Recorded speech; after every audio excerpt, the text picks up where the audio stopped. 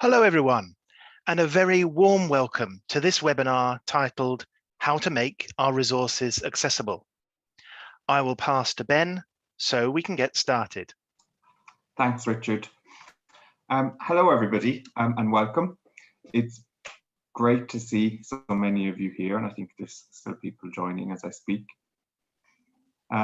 Before we start, I just wanted to provide, I suppose, a really brief background as to how and why we are here.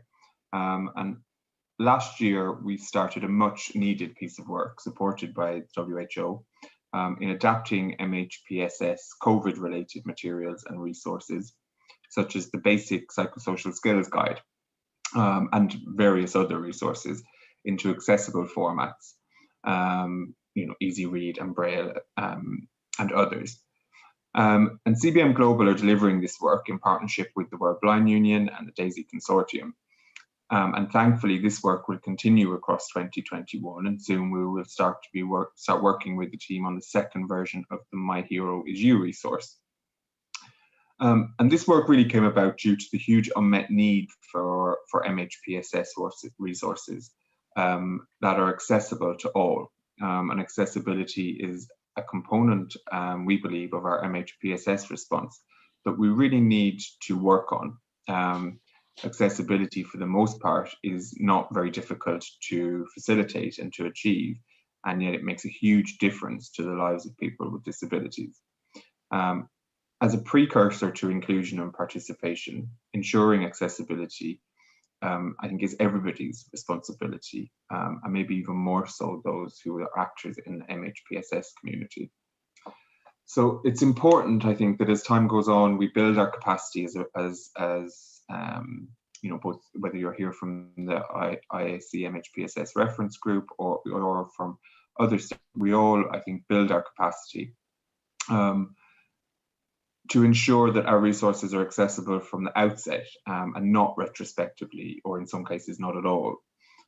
So what we hope is that this webinar and those which will follow in this series will begin to facilitate that. Yeah, and I think that's it from me.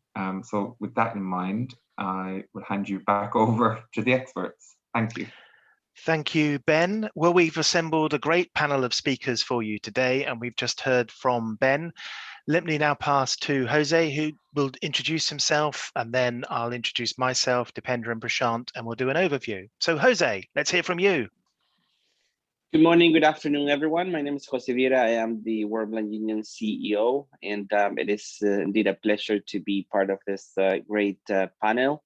But at the same time, as Ben mentioned, I think this webinar today shows the great collaboration between the CBM Global, the reference group, and WHO in something that we realized how important it was, and that is how to make our resources accessible, and how through those accessible resources, how we can ensure that people with disabilities access to the information.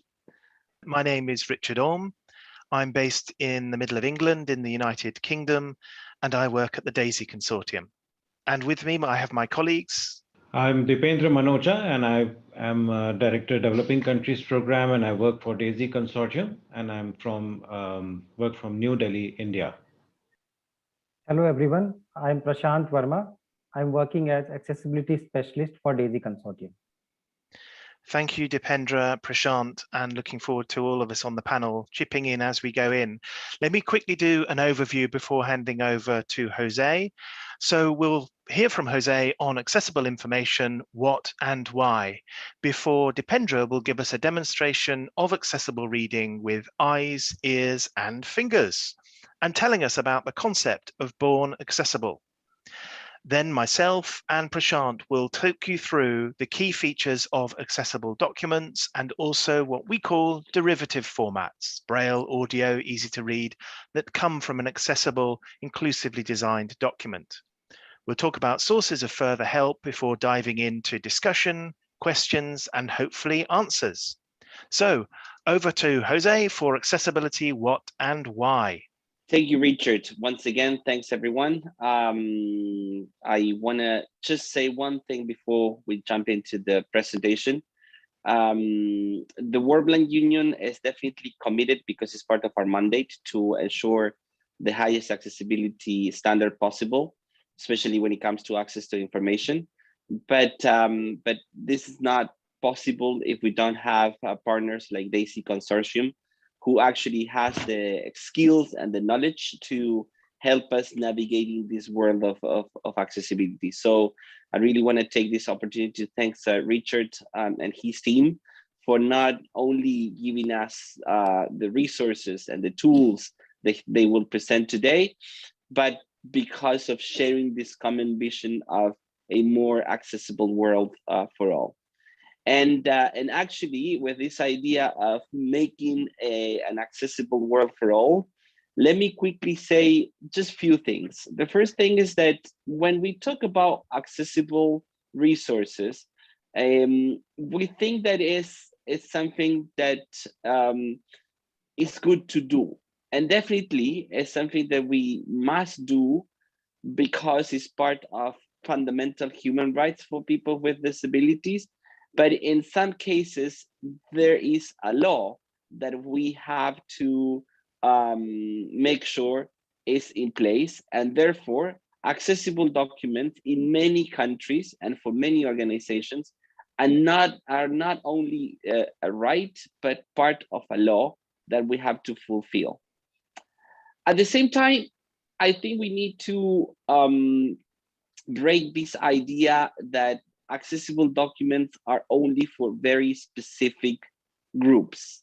In this case, we tend to think that accessible documents are only for blind readers. And of course, making accessible documents will enable people with disabilities in accessing information, but accessible documents is a good thing to do for everyone, not only for people with disabilities. And I really want to address one big component of many of the conversations I have with diverse partners when we talk about accessibility. And that is it too complicated to make accessible documents?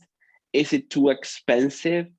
Am I in a good position to do accessible documents, to produce accessible documents? And of course, there are some extra resources in implications when we produce accessible documents. There are some elements that we need to consider when producing accessible documents, but there is no reason for not doing them. And especially, we cannot say that the reason is that making documents accessible is too complicated or too costly or almost impossible to do because I don't have the technical expertise.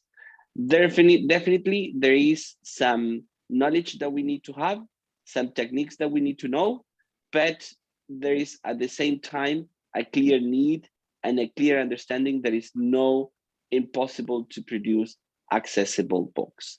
I will just pass over to my colleagues. Thank you, Jose. Well, let's hear from Dipendra, who will tell us what having access to accessible documents and resources really means. Dipendra. Thank you, Jose and Richard. So we are obviously talking here about accessible documents. And when we say that a digital document is accessible, we actually mean that this document can actually be read with eyes, ears, and fingers. That means we can, we will soon learn what we mean by reading with eyes, ears, and fingers. But so we will be sharing a small demo of what we really mean by this when a document becomes accessible, what it really means, how is it reaching end users. This small video was actually prepared as part of a project that we did in India. So there are few references to Indian languages or the numbers such as lakhs, which should be read as 100,000. So those numbers changes will need to be done, but the rules for languages and all these figures actually apply to almost all languages and all currencies in India. And so Let's first go through this video and then we can move forward from there. After several decades of work, it is now possible for persons with print disabilities to be able to read with either eyes, ears, or fingers in Indian languages and with affordable cost. When there is any kind of sight loss or low vision or blindness, the biggest problem that comes is that we are not able to read normal print. This now becomes possible to read all the books when we have digital technology or the accessible books in digital format. For example, what do we mean by reading with eyes, ears, and fingers on a digital book? If there is a person with low vision, and if I have a smartphone or a laptop, I can actually increase the size of the text on the screen to any level that is suitable for me. I can also change the color contrast, I can change the line spacing, word spacing, and that would make it suitable for any kind of eye condition, and I'll be able to read that book very easily with my eyes. Reading with ears means that the same digital text can actually be read out to me using the text-to-speech technology. The computer's voice or the mobile phone's own voice will read the whole text out to me and I can listen to it.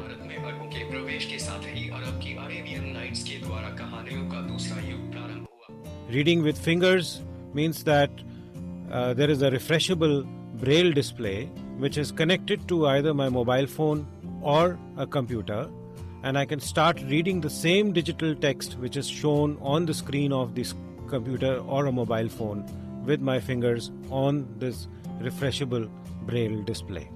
There are almost 50 lakh books which are now available which can be read with eyes, ears, or fingers.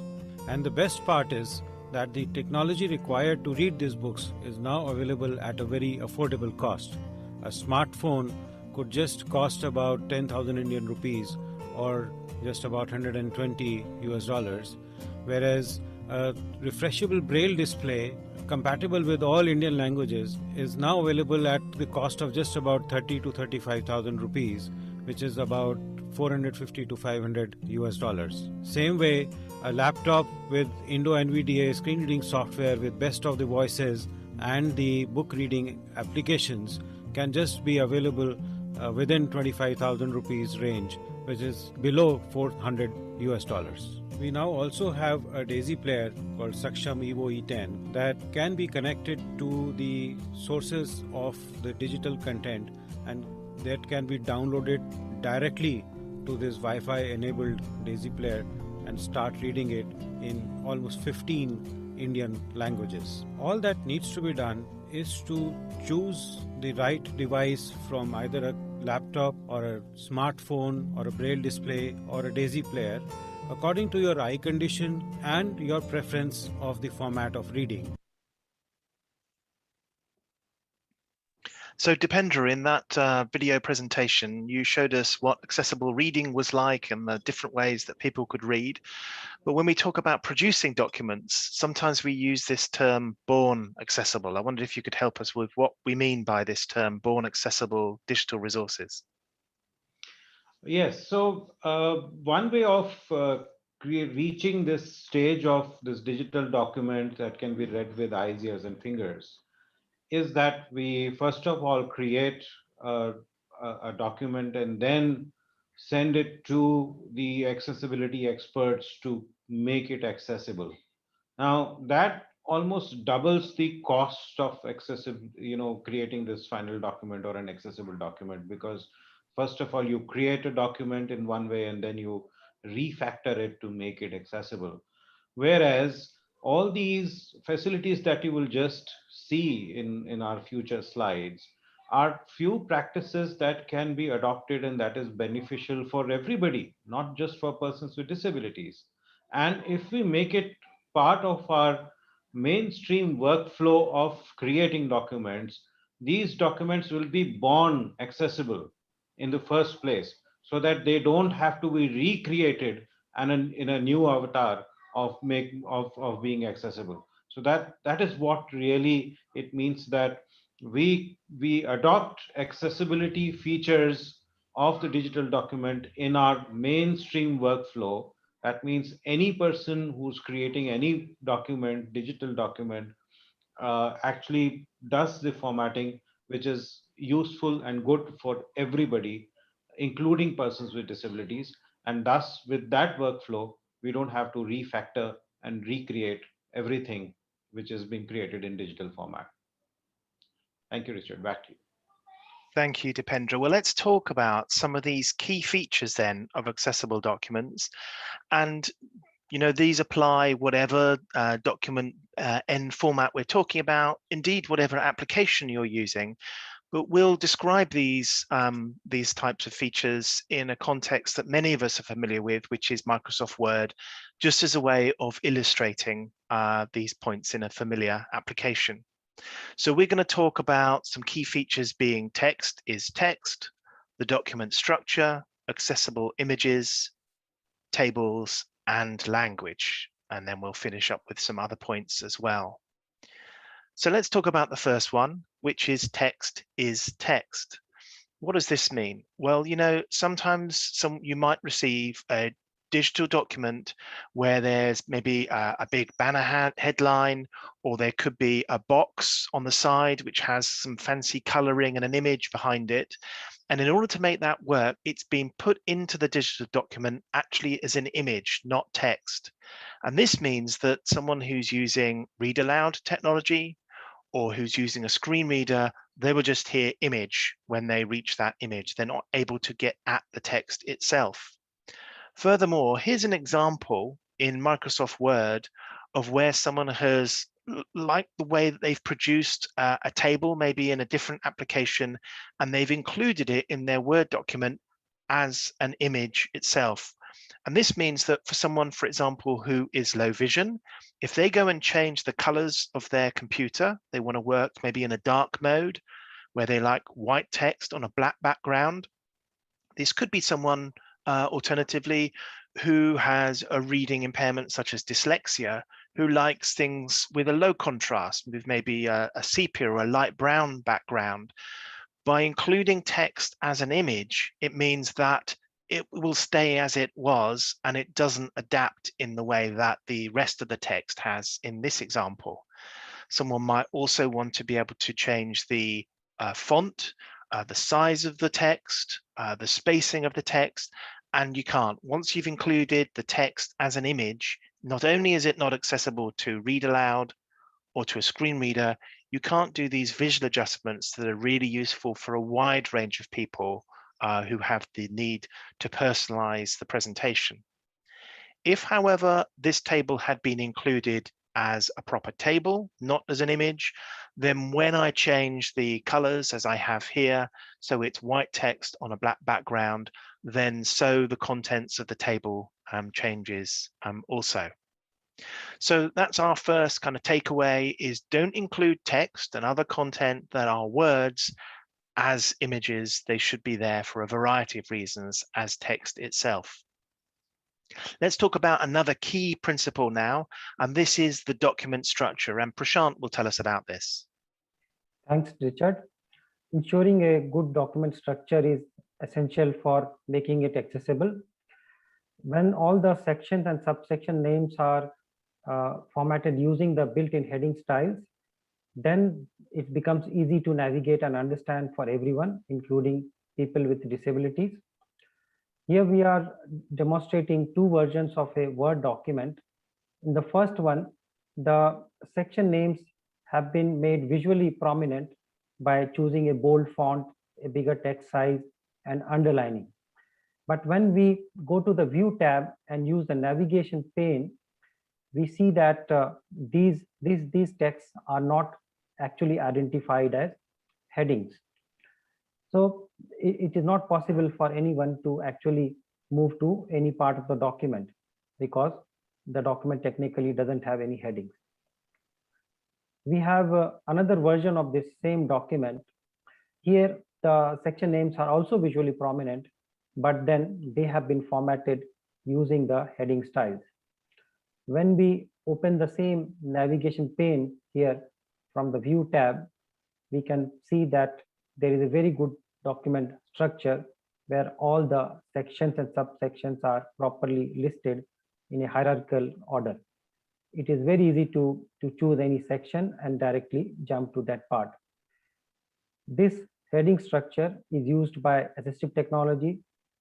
Say, for example, the screen reader users, they depend totally on this heading structure to navigate and to understand the document. So providing a heading structure is very, very important and one of the essential part of ensuring document accessibility. Thank you, Prashant. Let's talk about our third area now, and this is accessible images. And when we include images inside our document, that can be a great thing because, of course, our readership is diverse. Some people just like to see images in the text. It helps them understand. Sometimes it's essential for what's in the conveying the what's in the document, and sometimes it's merely decorative. All of this is just fine. What we need to do with images, though, is first of all to make sure that they are placed correctly within the document. And the slightly technical terminology we're using here is that they should be inline rather than floating. By inline, it means that you have placed them and you use the formatting features of the word processing software to make them inline. It means that then when they appear in the order, it's predictable and discoverable for someone who's using assistive technology. Whereas if they're floating, where you're able to kind of move them around and drag them off to the left and right and so on, it's not guaranteed when they will appear for the assistive technology. And the text that surrounds the image, maybe describing it or referring to it, won't necessarily be read out or be conveyed in Braille or with the read aloud at the right point. So having the images placed in line is the first principle. The next is for adding descriptions. And this is sometimes called alt text. This is the language of the World Wide Web. And this means that you add invisible text to the image, which means that if someone is using the speech, the text-to-speech software, when they encounter an image, it is read out to them. And we've got a little example of this. Departure of the lifeboats, 00:4502:05. Illustration of a weeping woman being comforted by a man on the sloping deck of a ship. In the background, men are loading other women into a lifeboat, image, in line with text. The sad parting, unattributed illustration dated to 1912.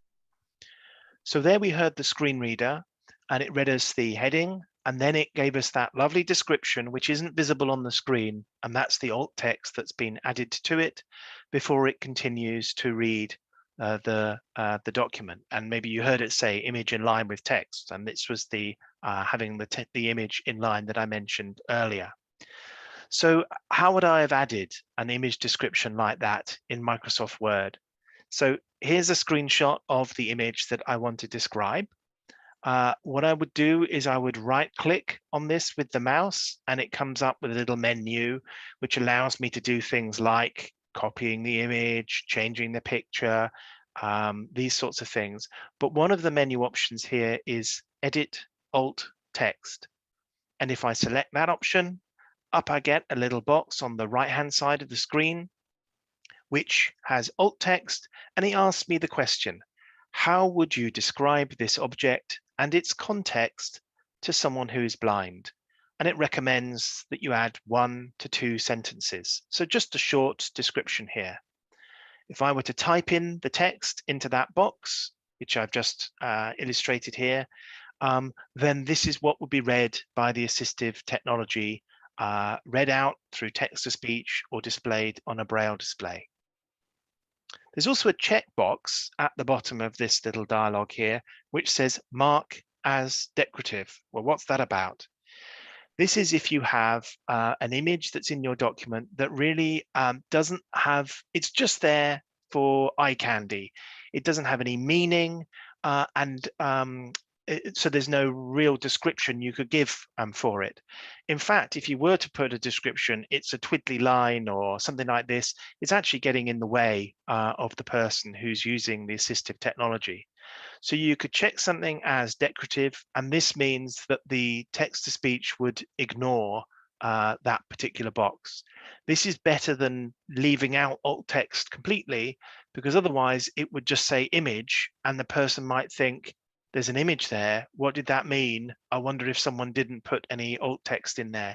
So marking it as decorative means that it's just ignored by the Braille production or the read aloud or the screen reader. And that's the best way to go.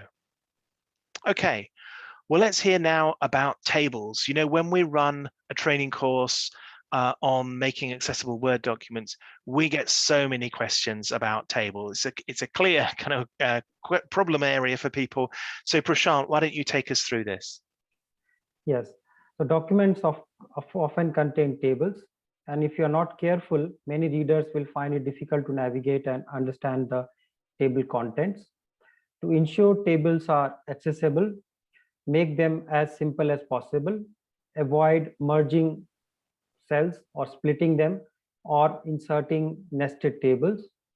Also, ensure that tables are used for displaying only tabular data and not for layout purposes, such as placing images or text at different parts on the page. You should also specify a header row. This can be done by selecting the row which contains the column headings, and then by going to the table properties and by marking it as a header row. When this is done, assistive technology users, when they are navigating the table, they can choose to have the column headings read out to them, and this way they can keep a track of their position in the table.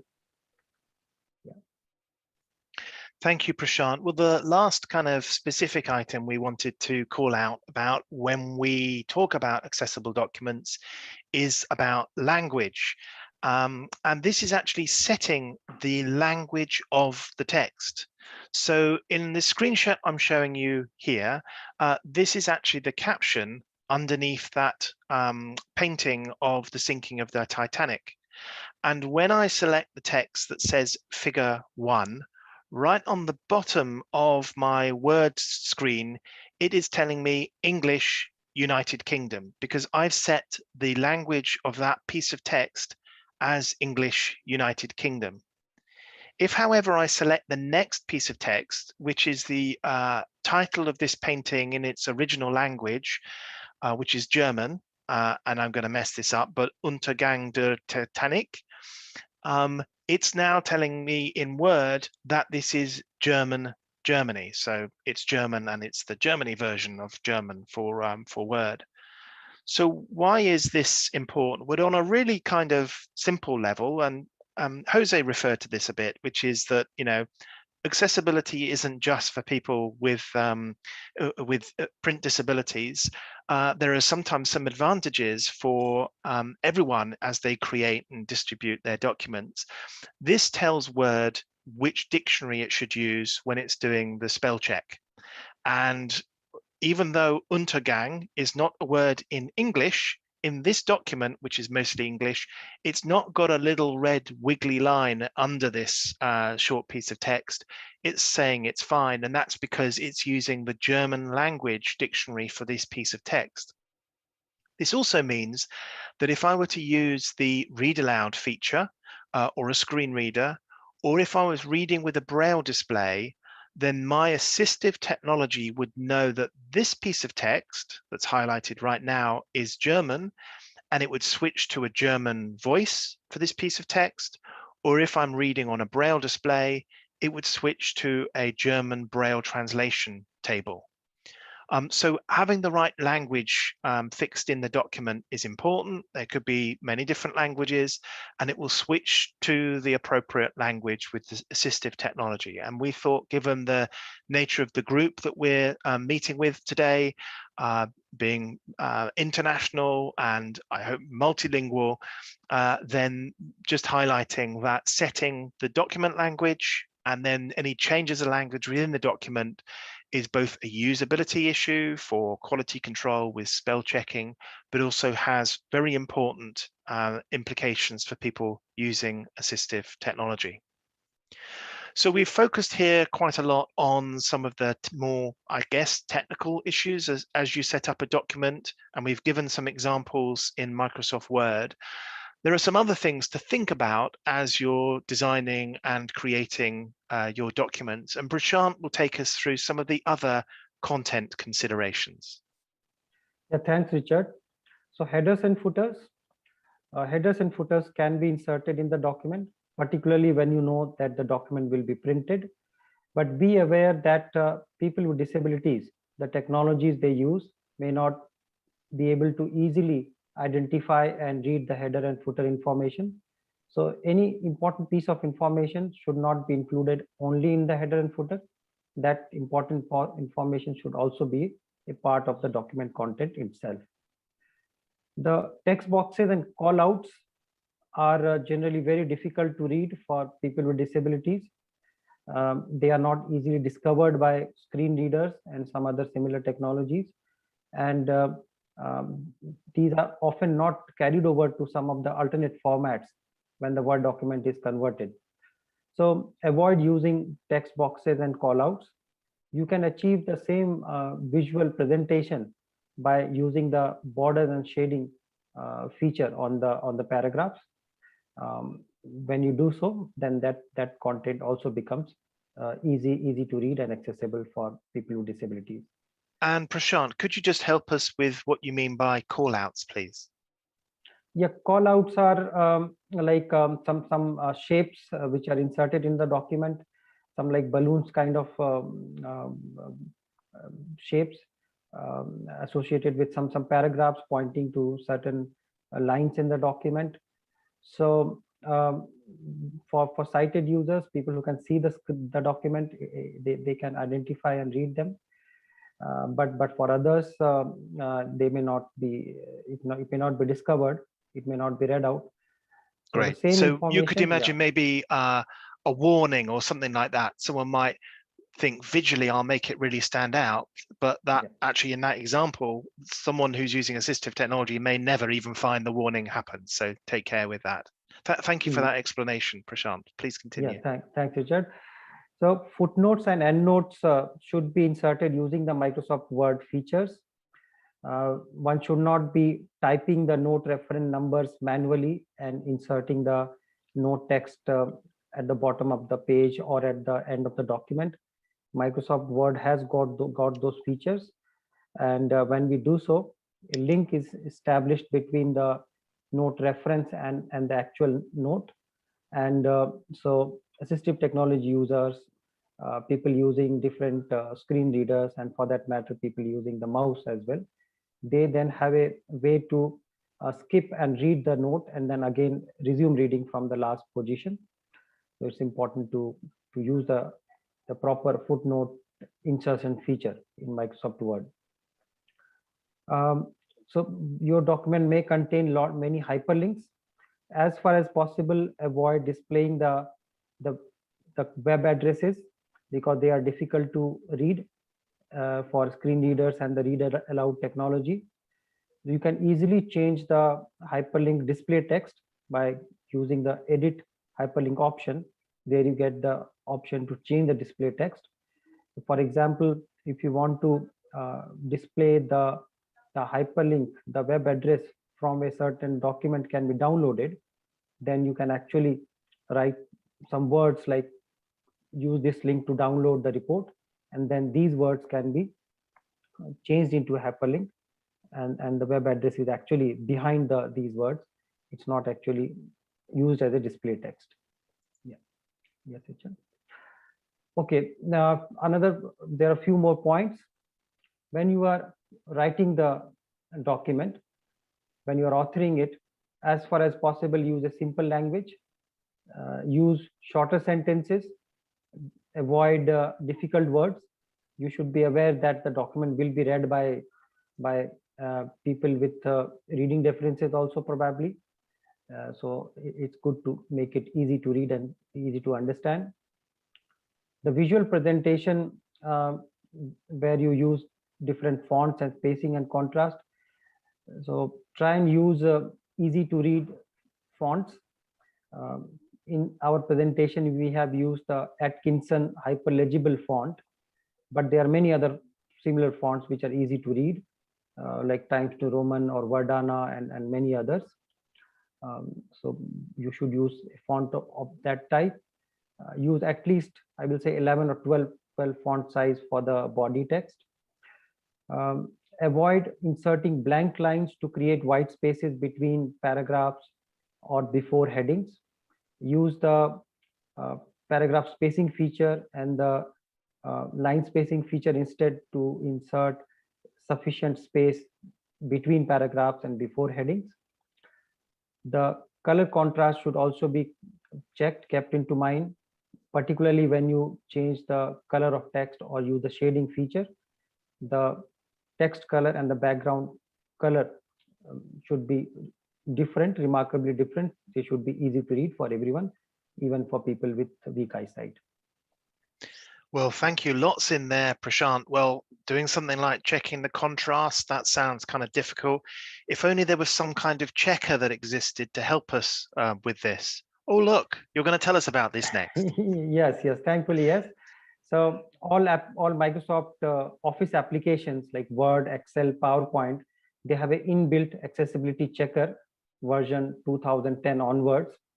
You can find the accessibility checker in the review tab in the newer versions and in the file menu in the older versions of Word, Excel, and PowerPoint. So the accessibility checker will check the document, run different tests, and present its inspection results in 3 categories: errors, warnings, and tips. As far as possible, you should try and fix all the errors.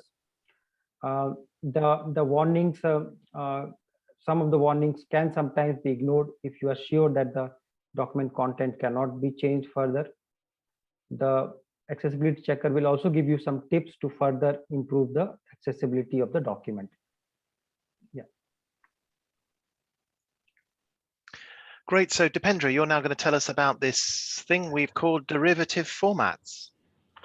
Yes, so I think what we have just seen is that in most of the places in a document, what happens is that what does like a heading or a table, etc., are presented in a visually in a way, and we as human beings are able to decide that yes, this is a table and this is a heading, chapter heading, etc., looking at the visual attributes of it.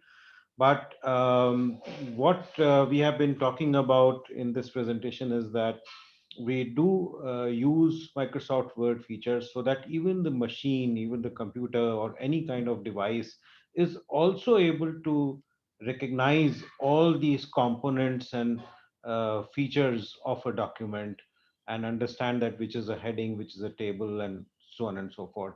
And what does it actually, it has a huge implication because everybody is not reading this document visually, as we have just seen.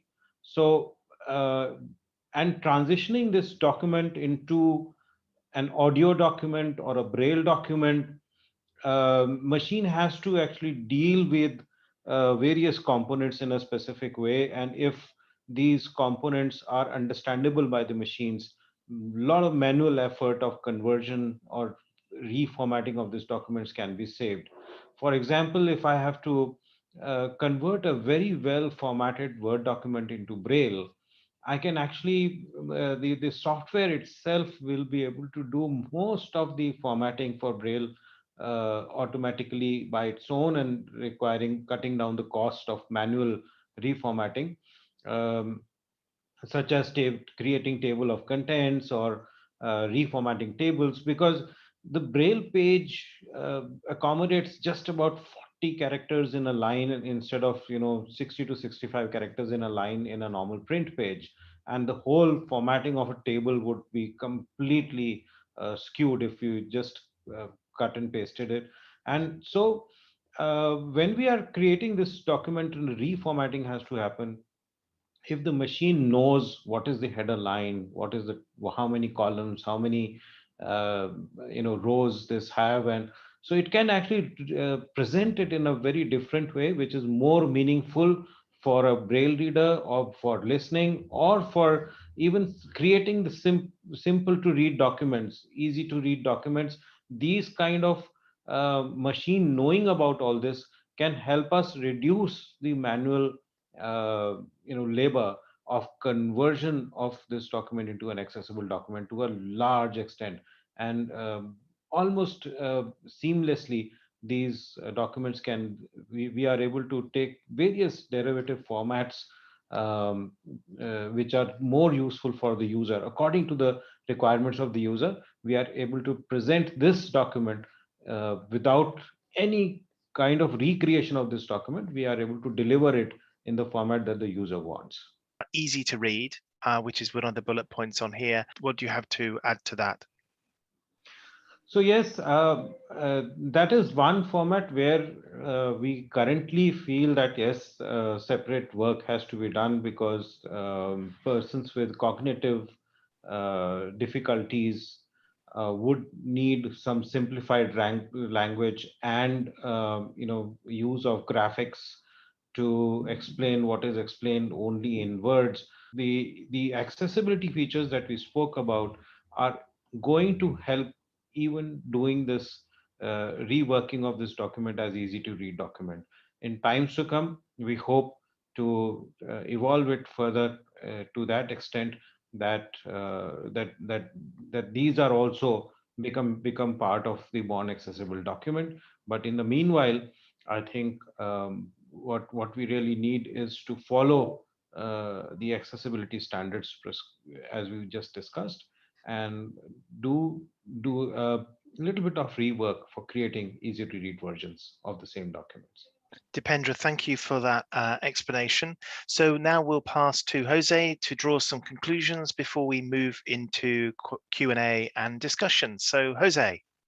So as you have seen, making documents accessible, it requires some specific techniques, but it's something that that with some support everyone can do.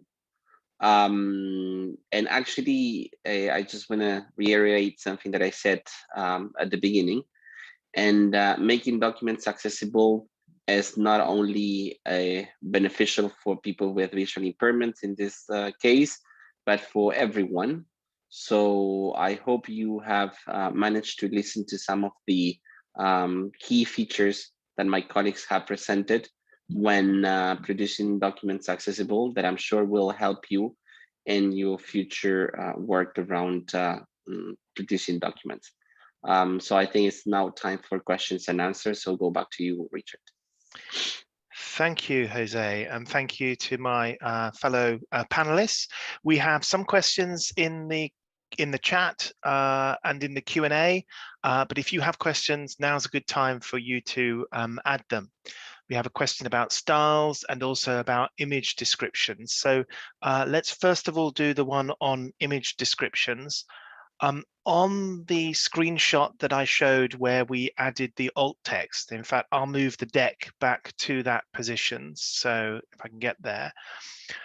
So I'm now looking at a screenshot that has the image of the Titanic sinking, and then it has the box next to it, which you can bring up, where you can type in alt text and you mark it as decorative. There's also a button there which says generate a description for me. And if you press on that button and you're connected to the internet, some very clever technology will look at the image that you've currently got selected, and it will recognize the content and suggest a description for you. It's amazingly clever technology and almost useless in this kind of context. As it happens on this particular image, I think it says something like a gray battleship. So isn't it clever that it can look at an image and figure out that there's a ship on there? But that is not what this image is showing. And if you were including an image as part of a report or an educational resource or something like that, you don't want something that's kind of close and you could say, well, isn't that clever? You have to think about what the object is actually showing in the context of the document and why it's there. So whilst this looks a bit like a battleship, it's not. And also what's important that this is a ship and it's sinking and there are people in the water and there are lifeboats and there's an iceberg. None of this comes out with the machine learning, the artificial intelligence piece. So by all means, amuse yourselves by looking at what the clever technology will generate, but very rarely is it a labor saver. Where the artificial intelligence can help is where someone has got a document and there are no descriptions, and maybe it's actually not a document, maybe it's come to them through social media or something, it's a Facebook post. So then it might be okay for it to tell you that this is a picture of a cat or something like this. But for serious resources, we need to make the effort to describe things and use our brains to understand the context of the document, indeed, as it says in the help text here. Okay, we've got another question, and let me put this maybe to Prashant. We have a question from Mira about styles. So could you help us a little bit with the use of styles, and then I'll develop the question a little bit. So what are styles, Prashant, and why would you use them in a document? So styles are like collection of some character formatting. When you apply a style on a section name, for example, then the visual appearance of the section changes. It gets a different font size, and sometimes a different color also. The more important thing is that the Microsoft Word or the technology, the computer now understands the role of the text. So if we have used heading 1 style, for example, then yes, it is used as the main section, the top level section, while creating the document structure. And people with assistive technologies, when they are reading the document, they will also hear the name of the style, like heading 1, and with that they can conclude that they have now started reading one of the main sections in the document. There are styles for other things also, like for footnote text. You can use some other type of style. There is style for header and footer also. So instead of manually changing the font size and font type and color and so on, you can choose an appropriate style, and that way you save time. You do several things at once just by choosing a style. And the more important thing is that the technologies will appropriately read and represent those piece of text. Great. And Mira actually goes further and says, is it better to use styles for creating emphasis? So for example, if you're going to make something bold or italic, would you use a style for that? Or what about using what we call directly applied formatting?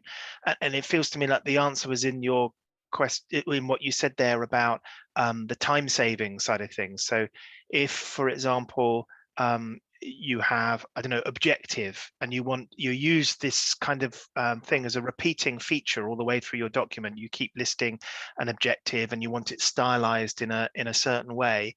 If you make a specific custom style for that, then of course you could make it bold or blue or whatever, as you say. The advantage of having it as a style there is if you want to change that for all of the objectives, then you can change the style and it'll change all the way through. Whereas if you've applied it as direct formatting, you've then got to go through and change it in every instinct and so on. But Mira clarifies here, this is actually about what about bold or something within a block of text, within a paragraph, so character. So apply it just as bold or make a new style for the characters. What are your thoughts on this, Prashant? Yes, correct. So bold, italic, underline is all right, no problem with that.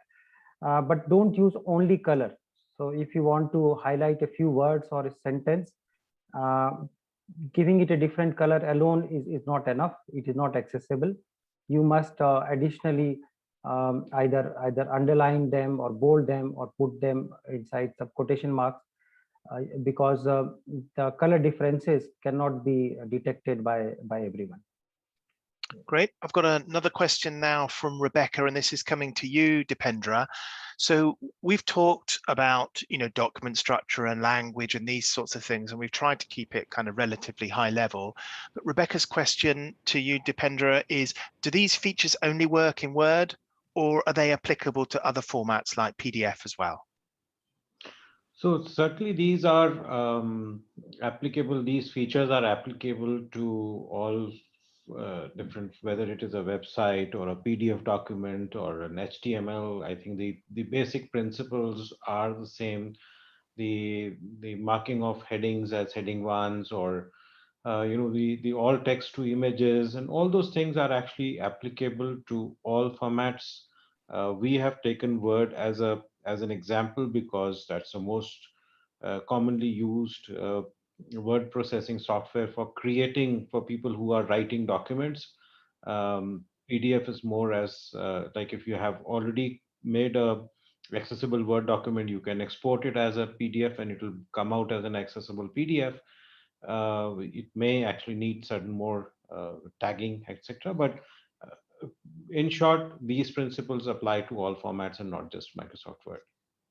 Thank you. And then to you, Prashant, we have a question from Alan, which is, what's the position regarding emojis in a document or in resources? Are they a no-go? Are they useful? What are your thoughts on emojis? Well, they can be used, provided you include a good alternative text. You describe the emoji as in the alt text image properties. If they are only for like decoration purpose, they are not serving much, then they can even be like, you can remove or excluded. But yeah, I mean we say that the visual presentation need not be changed just for accessibility purpose. You can include graphics and infographics and other things, but do provide a description in text. I may also add that emojis are actually, because they are standard, they are quite, commonly used and standardized. So a lot of our assistive technologies actually know how to deal with them, and so it's no problem in using emojis. So here I will say, I'll admit two things. One is I actually am sighted, so I don't use a screen reader. So that's my first admission. My second admission is I'm over 50. And so I look at these emojis and I don't know what they are. So I actually use a screen reader sometimes to tell me what the emoji is. And because these emojis are kind of built to standards, the screen reader will tell me roll on the floor laughing, or winking emoji, or surprised, or something like that. So this way I'm able to check that I'm using the correct emojis. So there's a little tip for us all who aren't maybe so familiar what the emojis use. Use some of this assistive technology to assist yourself in choosing the right emojis. The last question we have time for, I think, is from Atif, who is asking about these accessible documents. Are they for a specific application, or are they also available in other programs from Microsoft? As Dipendra mentioned, these principles apply across not only Microsoft Office, but in Word, in PowerPoint, and in Excel. And also it's possible to create accessible documents in LibreOffice, a free word processor, and in other word processing programs as well.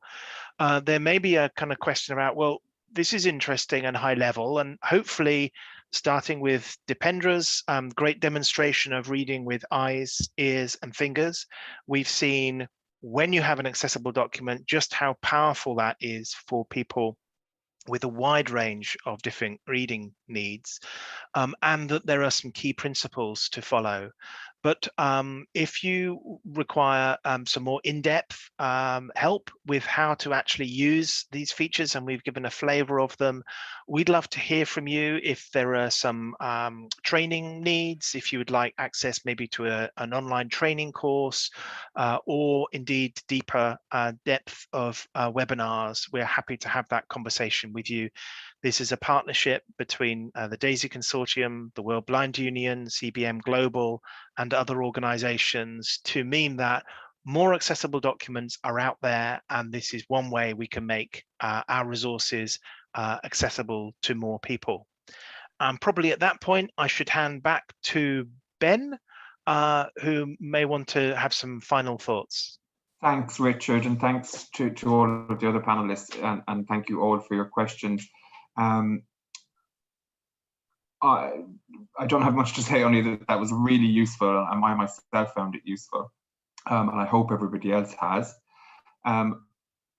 We will be having another session, which I believe we've confirmed for the 19th of April, which is actually around accessible facilitation and inclusive facilitation. We're hoping that actually that will have a focus on facilitating online sessions. So it would be great if you could all attend that as well, and there'll be more information on that to come. If you would like any more information on developing accessible resources, please reach out to any of us panelists, but also through our engagement at the ISC reference group meetings, please let me know if any further capacity needs, because we are hoping to make these webinars a regular occurrence. So it will be really, really useful to help us to develop those further. But yeah, that's it for me. And again, thank you everyone, and I hope you found it useful. Thank you, everyone. Thank you for your time today. Thanks to the rest of the panelists. We'll produce the video for you, send that over to you, Ben, and you can then distribute it to your wonderful group. Brilliant. Thanks, everyone. Enjoy the rest of your day.